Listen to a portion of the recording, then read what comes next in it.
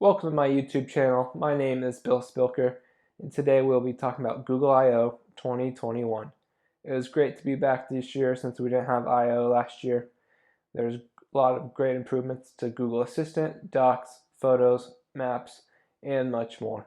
Please like this video and subscribe to my channel for more tech-related content.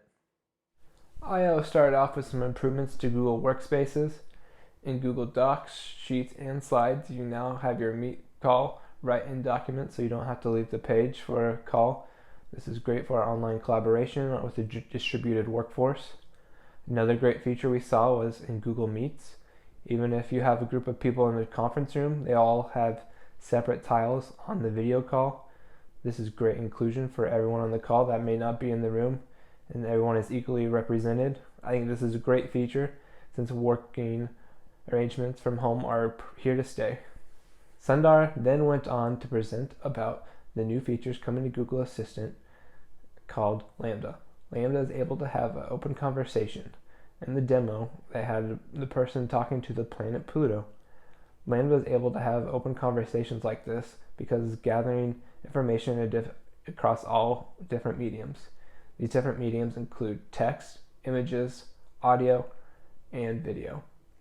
It is calling this search across all different mediums multi-model models.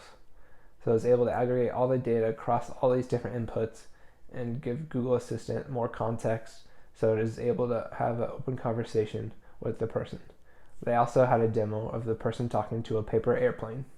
Google is also adding new features to its password managers. I think a lot of these features are just making it on par with third-party password managers. First, the new feature is to first input your passwords from these third-party password managers into the Android and Chrome password manager. Another new feature is that it is now going to notify you when your password has been compromised on a website. In addition to that, the Google Assistant will also let you easily update those compromised passwords right from Google Assistant in Android and Chrome OS. I think these are great additions since this is the default password manager in Android and Chrome, and this is what most people use for their password manager. Google Maps is adding new features to its live AR view called Live View. Live View is where you're able to pull up your phone and see a live view through the camera of Google Maps. In the past, this will help you give directions and street signs. They are now adding more information about the stores and restaurants around you, including hours, reviews, and latest reviews. They also said that the live view will also be able to point you and points interest to yourself. It will know where your hotel is if you've confirmed your hotel booking on Gmail. They're also adding live view to indoor and public transportation. Google is also starting to add more details to its map, so it will include sidewalks and crosswalks.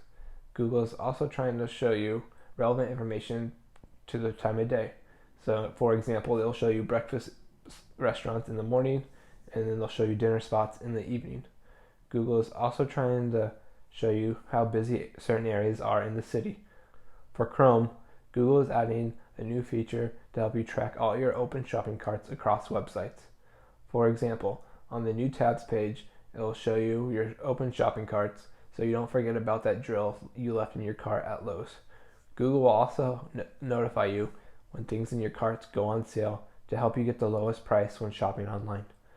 They also added a new feature to Google Lens where, given the photo you take, it'll help you find the products in the photo. For the example they showed, they had a photo of Steph Curry making a three-pointer, and Google Lens picked up his shoes and showed you the product page for his shoes.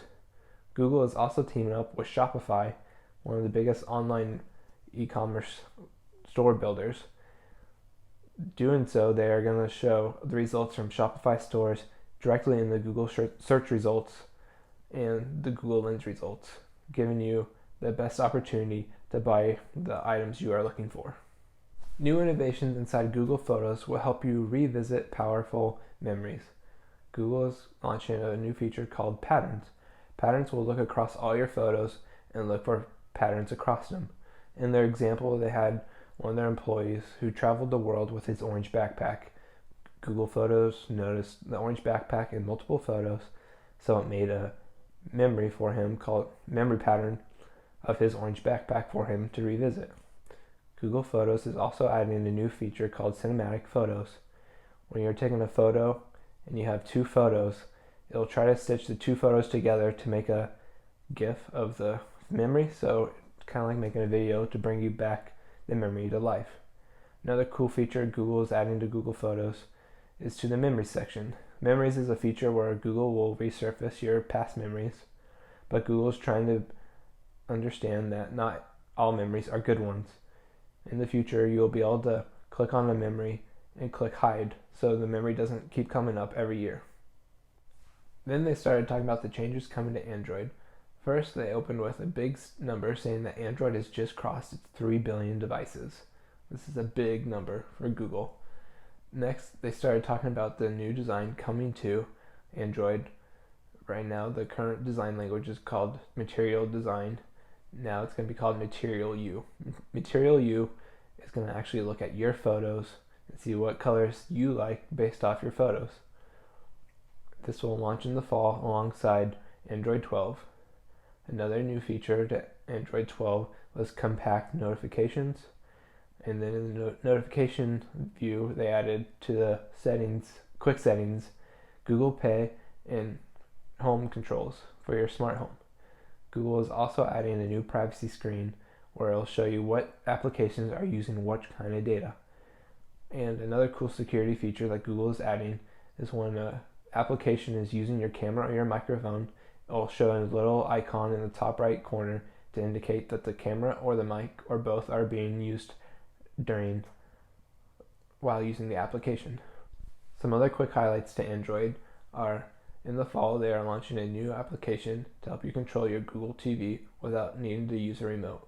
This will be a one swipe, quick, easy function to get into your TV controls, so you don't have to dig through your couch for your remote.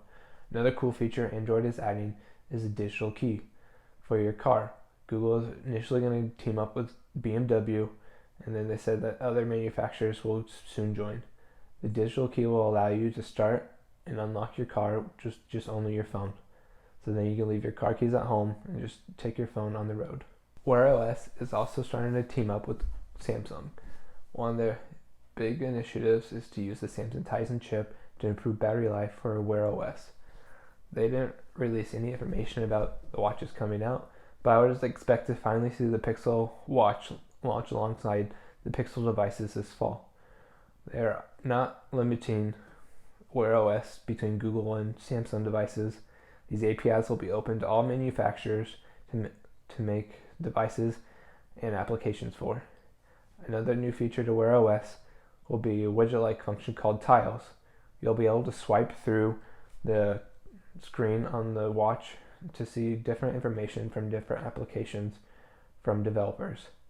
Google also announced, since the acquisition of Fitbit is finalized, there will be in the future a lot more Fitbit-like functionality alongside Wear OS. Google is working hard to fix smartphone photography to make it more inclusive for all. In the past, smartphone photography has not always captured dark skin tones the best. Google is working on this problem by trying to adjust white balance to help expose different skin tones properly in their photos. Google then started to talk about their new project called Project Starline. Project Starline is a new video conferencing software where it shows you a big TV and it makes it look like the person you're talking to is actually right there in front of you. They're achieving this by using Kinect-like cameras like what Xbox had on their Xbox 360. The camera has depth sensors and it'll portray the person with 3D-like views so it looks like they're right there in the TV. Google also announced their new initiative to run all their data centers on carbon-free energy sources by 2030. They also announced their progress they are already making through what they are calling carbon data offloading. This is where they are using the peak hours of their data centers to use renewable energy from solar and wind during the day. So all the high CPU cycles are during the day when it's on renewable energy, and then during the night they run the low CPU cycles so it's not using as much energy. Google covered a lot in their nearly 2-hour Google I/O presentation. My personal favorites were the Material U and the Wear OS announcements. I know a lot of designers have really taken to material design, so I'm very curious to see where Material U goes in the future. I feel a lot of the other announcements were just bringing them to on par features with their competitors. For example, the showing the active mic and camera, that's an iOS feature from last year. Leave a comment below, tell me what your favorite announcements were from Google I/O. Please like and subscribe to my channel for more tech related content. Thanks!